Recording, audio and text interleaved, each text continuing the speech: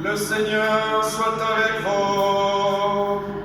Et avec votre esprit. Évangile de Jésus-Christ selon saint Matthieu.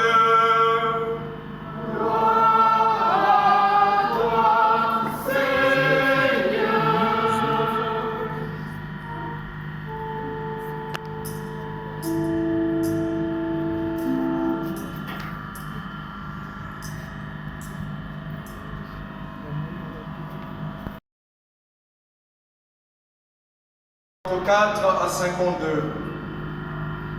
En ce temps-là, Jésus disait à la foule ces paraboles. Le royaume des cieux est comparable à un trésor caché dans un champ. L'homme qui l'a découvert le cache de nouveau. Dans sa joie, il va vendre tout ce qu'il possède et il achète ce champ. Ou encore, le royaume des cieux est comparable à un négociant qui recherche des perles fines.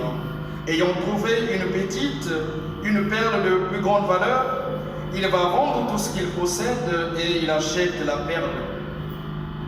Le royaume des cieux est comparable à un filet que l'on jette dans la mer et qui ramène toutes sortes de poissons.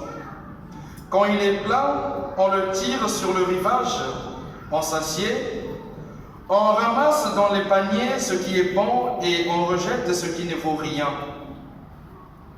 Ainsi en sera-t-il à la fin du monde.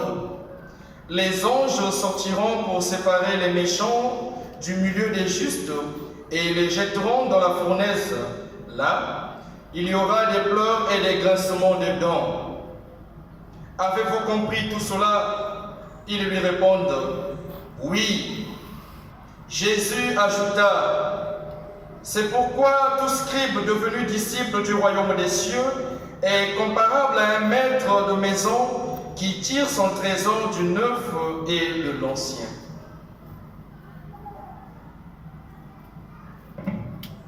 Acclamons la parole de Dieu. Louange à toi, Seigneur Jésus. Ici, stage qui a abouti à mon ordination diaconale. Au cours de cette année, vous m'avez soutenu, vous m'avez aidé, vous m'avez accompagné jusqu'au bout. Je vous dis donc merci, merci à tout un chacun de vous. Merci au papa, aux mamans, aux grandes sœurs, aux grands frères, aux amis. Merci à tout le monde. Mais également, je voudrais saisir aussi cette occasion pour vous présenter mes excuses s'il le faudrait. Nous sommes humains, nous ne sommes pas des dieux ni des anges. Quelquefois, soit par la manière de parler, soit par le vécu, ou par des relations un peu peut-être tendues, nous avons ou bien nous nous sommes blessés les uns les autres.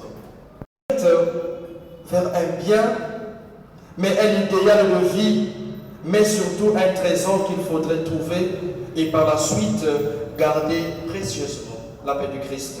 Amen. Le royaume des cieux auquel Jésus nous invite à rechercher, frères et sœurs, n'est autre que la vie de Jésus.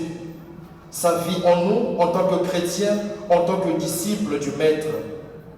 Par sa vie, il faut entendre un enseignement, son enseignement, c'est-à-dire la parole ou les paroles qui nous enseignent toutes les fois ou dans toutes les occasions de notre vie chrétienne. C'est un véritable trésor, une perle précieuse que nous devons chercher, même dans la dernière énergie de notre vie. Frères et sœurs, le psaume 34 nous le dit, « Celui qui cherche le Seigneur ne manquera d'aucun bien. » La paix du Christ. Amen. Le verset 44 de cet évangile nous révèle que lorsque on a fait réellement la découverte de ce trésor qu'il est lui-même d'ailleurs, en réalité, on est habité par un enthousiasme, celui-là même de le saisir, de se laisser conduire par sa volonté, de ne désirer que cette parole, de pouvoir l'enfouir, de pouvoir le cacher, ce trésor aujourd'hui, comme celui qui est le trésor, comme le trésor à retrouver, comme ce champ que nous devons nous approprier, la paix de Christ. Il nous le dit dans Matthieu 33, le verset 6. Cherchez d'abord le royaume des cieux et le reste vous sera donné en surcroît. Il en est de même dans notre façon de vivre notre foi, dans notre relation intime avec le Seigneur. Quelle est donc la place que nous lui réservons? Nous devons nous poser ce genre de questions. Dans notre relation avec Dieu, est-il le trésor que nous cherchons? Est-il cette perle rare, fine et précieuse que nous voudrons? Quel est le contenu de nos demandes? Comment prions-nous le Seigneur? Le contenu de notre prière? Eh bien, frères et sœurs, nous avons entendu un peu plus haut dans la première lecture la demande ou encore la supplication du jeune roi Salomon. En effet, le jeune roi parvenu au pouvoir dans un contexte difficile, marqué par la lutte avec son frère aîné Adonias qui voulait à tout prix devenir roi du peuple d'Israël. Et David, dans ses vieux jours, sentant que la vie de son fils était menacée, il ordonna au prophète Nathan et au prêtre Sadoc d'oindre Salomon comme roi, afin qu'il gouverne le peuple d'Israël. Et la demande du Seigneur à Salomon, laquelle demande voudrait qu'il choisisse ce que le Seigneur lui offrirait. Il a demandé au Seigneur un cœur attentif, la paix du Christ. Amen. Salomon n'a pas demandé au Seigneur la richesse. Il aurait pu demander au Seigneur, mais Seigneur, épargne-moi mon frère, épargne-moi la mort, ou bien épargne-moi la fin tragique de mon frère, épargne Seigneur mes difficultés, donne-moi assez de richesse pour que je sois le véritable roi, que je sois le plus riche de mon royaume aux yeux de tout le monde, ou bien Seigneur, pour le royaume des cieux. Pour ne fût-ce que dire que Seigneur, dans ma prière de ce soir, dans ma prière de ce matin, je voudrais te supplier Seigneur qu'à la fin de ma vie, que je gagne le royaume des cieux, la paix du Christ. Amen. Mais bien au contraire, nous sommes de ceux qui se prosternent nuit et jour devant les tabernacles, devant les grottes, en train de supplier au Seigneur une parcelle, une veste, une voiture, une maison, un terrain, et tout ce qui ne concorde pas et qui encombre notre foi et qui nous empêche de découvrir que Jésus est réellement le la pêche ramène une variété de poissons et nous oblige à la fin de faire un tri. Ainsi est notre cœur. Il est départagé entre un mélange de ce qui est bon et de ce qui est mal. Il est attiré par le monde et tout ce qu'il propose. Et nous sommes parfois au milieu d'un duel qui s'oppose entre l'amour de Dieu et nos attachements matériels. Mais Saint Paul nous annonce une assurance forte dans la deuxième lecture. Dieu nous a destinés à être unis par notre Seigneur, qui est ce trésor que nous recherchons, la paix du Christ. Amen. Oui, toutes les lectures de ce jour concordent à nous signifier que Jésus est bel et bien le trésor que nous devons placer au-devant de nous.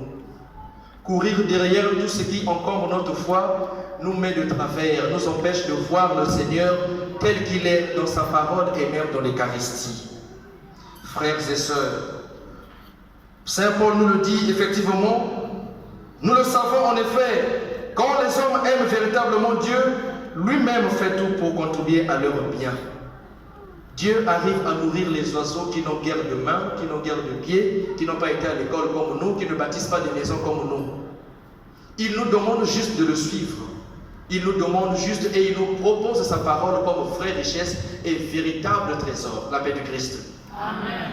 Frères et sœurs, en ce dimanche, prions donc au cours de cette célébration eucharistique que le Seigneur ouvre nos yeux et nous donne un cœur attentif à sa parole pour que nous trouvions en lui notre seul et véritable trésor. Amen.